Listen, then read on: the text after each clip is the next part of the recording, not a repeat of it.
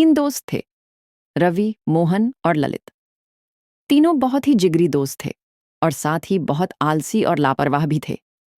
एक दिन मोहन की मम्मी ने उसे डांटा क्योंकि वह नौकरी नहीं कर रहा था। मम्मी ने कहा, बेटा, अगर तुम जॉब नहीं करोगे तो कोई तुमसे शादी नहीं करेगी।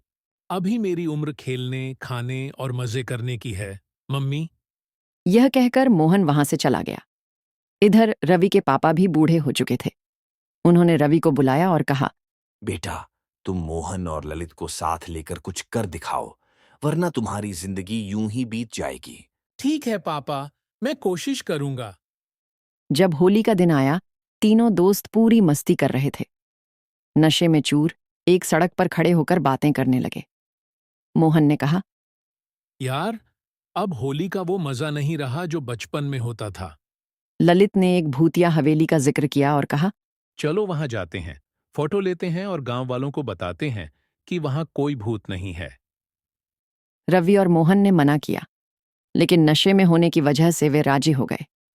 तीनों दोस्तों ने तय किया कि वे हवेली जाएंगे। जब तीनों दोस्त हवेली पहुंचे, ललित ने चिल्लाकर कहा, आओ भूत, कहाँ छुप कर बैठे हो? थोड़ी देर बाद हवेली से एक भूत की आवाज आई।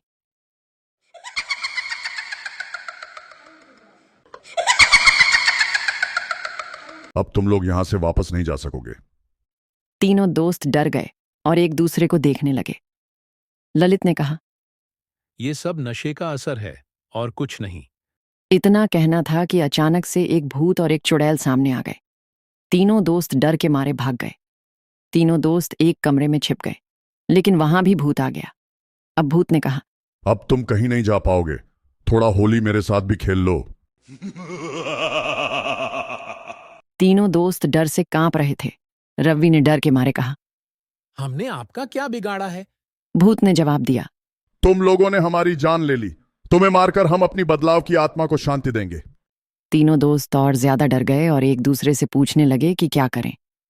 ललित ने एक खौफनाक सवाल किया, मरने से पहले ये बताओ, आप दोनों भूत कैसे बने? चुड़ैल ने अपनी कहानी शुरू की। मेरा नाम सीमा था और मेरा पति राघव था। हम दोनों बहुत गरीब थे। हमारा बेटा बीमार हो गया था। एक दिन राघव ने चोरी की थी और गांव वालों ने उसे पकड़ लिया। उन्होंने हम तीनों को जिंदा जला दिया।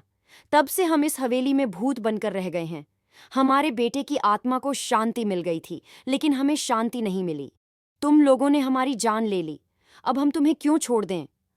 रवि ने सोचा और कहा, अगर हम आपकी आत्मा को शांति दिलाएं, तो क्या आप हमें माफ कर देंगे? हाँ, अगर तुम हमारी आत्मा को शांति दिलाओ तो हम तुम्हें छोड़ देंगे।